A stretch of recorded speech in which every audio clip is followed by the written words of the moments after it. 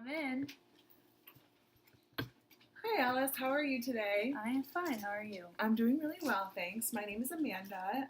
I'm going to be the occupational therapist, and I understand that you really like going to PT because it's going to make your muscles nice and strong, and you're a little weary about OT. Is that right? Yeah. Okay. I know what PT does for me, but you're not quite sure what OT is. Okay, no problem. I will be more than happy to explain it to you. So, OT will also try to make you nice and strong, but at the same time, we're going to work with you doing your day-to-day activities. So, making you strong while you do all your cooking and cleaning, and I'm assuming those are things that are important to you because you like to live on your own. Is that right? I do. Okay, good. All right. So, how are you getting around right now? I see you have these crutches, and how's that working for you? I get by. I do it. I move around a lot. Good. I get tired, but sure. I do the best I can. Sure. Yeah. Well, you're putting a lot of weight right on your hands, and I'm sure, with I'm not sure if this is what you're experiencing, but sometimes with the MS, your grip strength is a little bit weaker. Your upper body feels like it might be a little bit weaker, and I'm sure that that takes a part in your fatigue, right? Yeah. Okay. So what I'm going to suggest a few things, okay, throughout the course of the session, but I just want to remind you that this is your decision. I can't make you do anything, but what OTs are here to do is to make your life easier. And I'm not here to make your life harder. So again, I'll show you some things, and I promise that I'm going to try to help you be more independent. So,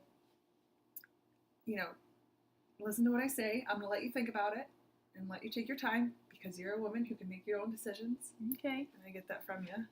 So, what I'm going to suggest to you first, and this is the biggest, we're going to go over some energy conservation techniques first because that's a big part, right? You can't get anything done if you're sleeping all the time, right? That's true. Okay, so the first thing I'm going to suggest, and I know this might be a bit much for you, but just hear me out, okay? I'll again, throughout the course of the session, I'll explain a little bit more about it, is switching to a walker. And I know that might feel like you're kind of losing some of your independence. You're getting around by yourself, and crutches maybe, if you see somebody with crutches, you don't think that they necessarily have much of a disability.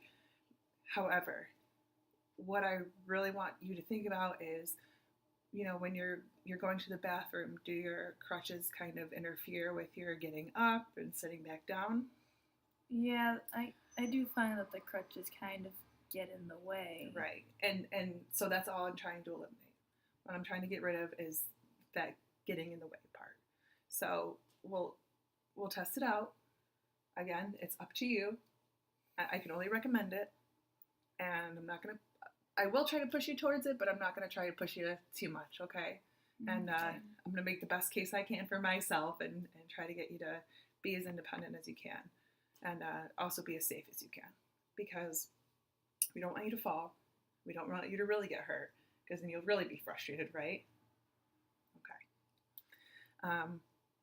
And that kind of leads me into the next thing. And so I have a piece of paper here with a pen, and so we're going to put this on your refrigerator so that you can remember and refer back to all these energy conservation techniques, okay? Because we're going to go over quite a bit today. So I want you to be able to look back, think about what we learned, maybe try to incorporate some of these things until next time, and then next time we'll revisit these and see how they worked for you, okay? So I'll have you write some of these down.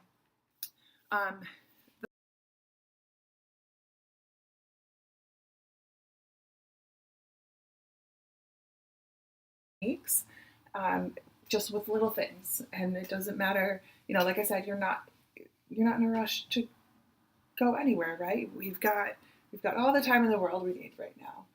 We're going to go really slowly, and I'm going to show you that it can be good to go slow sometimes. So if you want to put your sweater on,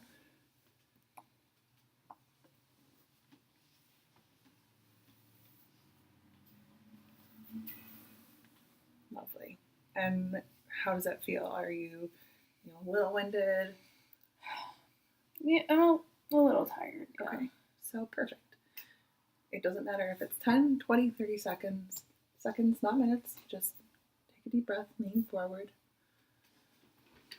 and think about what you're going to do next. So next you're going to put your pants on. Right? So something easy like that. How does that sound? Yeah. Okay, Sounds good. wonderful. All right, we'll move on to the next activity. Alright, Okay. so we're gonna work on doing a toilet transfer with this Willy Walker, and so before we do anything, I just want to kind of demonstrate it to you first.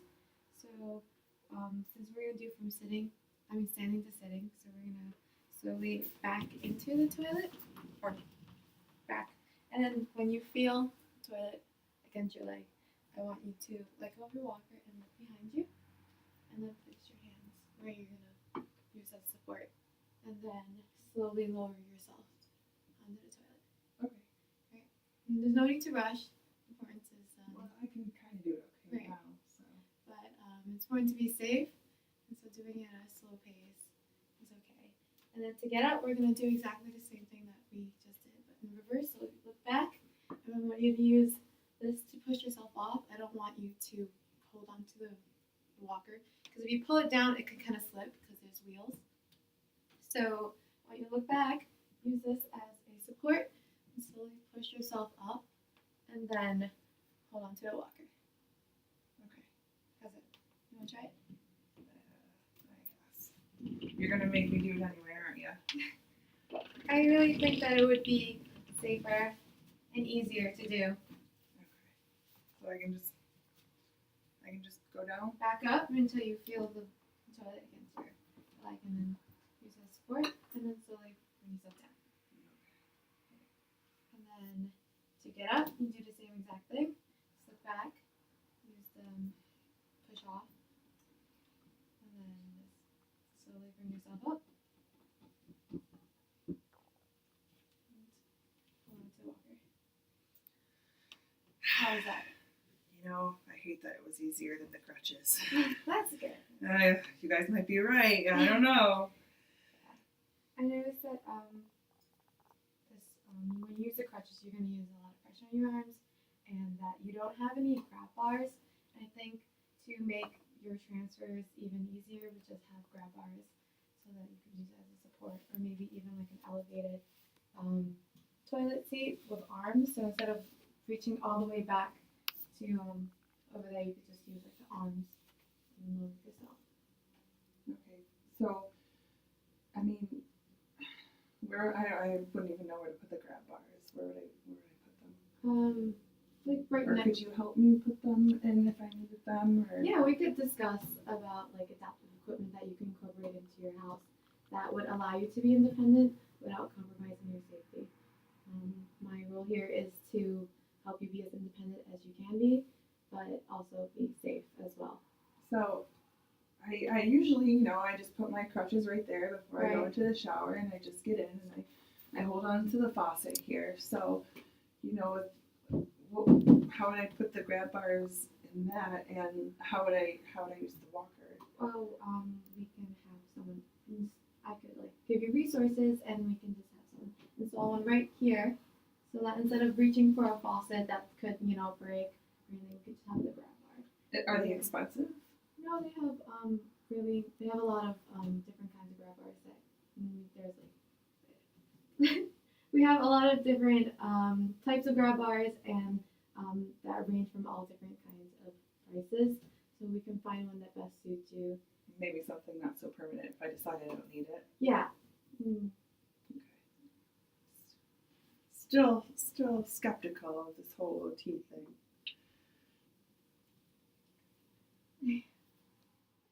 Okay, so we've learned a lot about some energy conservation techniques that you might be interested in using. So now we're going to try and incorporate those into a cooking task, because I know cooking is really important to you, and you like to do it from scratch and do the good old Italian spaghetti and everything. So you were talking that you're having a spaghetti dinner coming up, right? Yeah. For your I'm gonna cook for my entire family. They're gonna come over, so I have to make this perfect, and I'm just like doing things by myself. Mhm. Okay. And when do you normally start prepping for that? Usually during the afternoon, Okay. I'll do the prepping, and I'll go buy groceries, and I'll come back, and I'll start cutting things. But sometimes, I get tired, and I'll just lay on the couch and just take a quick nap before I go back to doing my work. Okay. So a suggestion that I like to do personally when I'm cooking is to make a list of all the steps that I have to do and prioritize things in the morning when I have the most energy. So we can take a look at your recipe. Do you usually just do that from the top of your head, or do you have a recipe for It's all in here. all in there? Okay, so let's break that recipe down and let's look in the steps and ingredients for the spaghetti sauce that you're talking about. That's a lot of work. Yeah. I could just do it You from can like just do it from your head. head. Okay. Now the reasoning behind why I like to write it out is because even though you know the steps, sometimes we can map out kind of a plan through the kitchen, ways to conserve energy through that. So this will help myself to get a better idea of the different steps that you would normally take, and we can get a better look at that. Okay? Okay. Yeah, I can try if it Okay. helps you. Okay.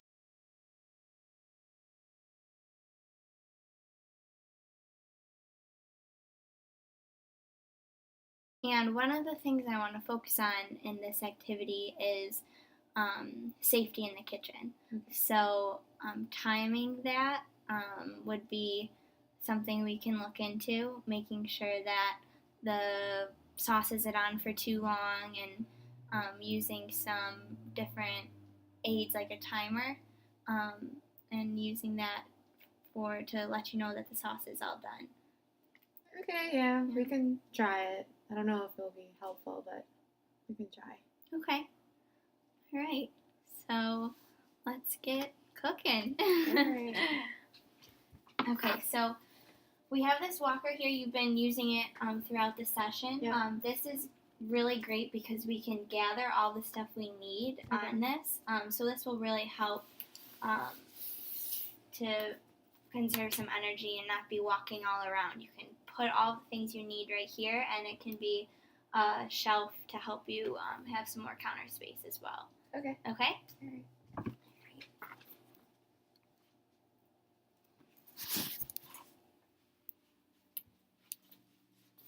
Okay, and this rug right here can be kind of a barrier when you're walking through the kitchen, especially with the walker. So one of my recommendations is to just remove it. What are your thoughts on that? Well, I like having it there because it kind of provides a little cushion. Yeah. Okay. Well, let's try it today. Okay. And see what you think. Okay.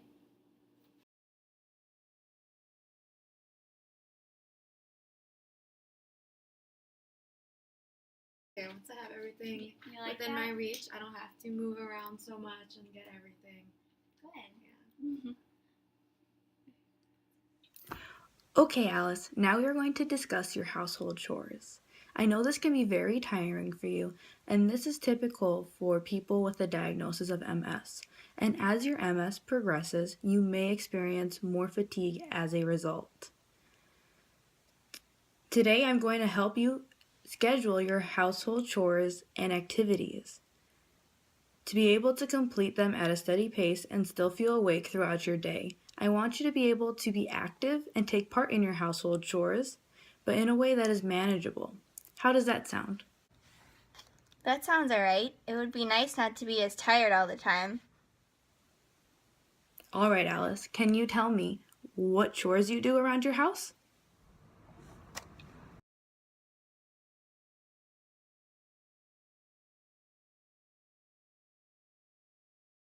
Okay, Alice, so now what we're going to do is I have the schedule in front of me, and you're going to tell me when throughout the week you want to schedule your chores. And so we're going to break them down into maybe smaller segments and make them more manageable. And you can tell me when throughout the week you want to do these chores. So I'm looking at this schedule here, and I definitely like to keep Thursday and Saturday as my laundry days. I'll mark that. Mondays, I could do some dusting. And maybe Tuesday, I could fit in a light load of laundry so I don't have to carry so much throughout the day. And then it would be nice if I could have Friday free instead of doing housework. That would be nice for a change. And yeah, that looks pretty good for now. Okay, Alice. So what we're going to do is we're going to try the schedule, and the next time we meet, we can adjust what we need to. We're going to incorporate breaks throughout the schedule, and we're going to also incorporate those energy conservation techniques that we talked about in those previous activities. And while you're completing these household tasks, think about what is easy and what is difficult about each so we can find solutions to help keep you active and also keep you safe in completing these household tasks. How does that sound? I'm willing to give this new schedule here a try. It's definitely going to be different, but I'll let you know how it goes, and hopefully it'll give me a little bit more energy throughout the day. Thanks for your help.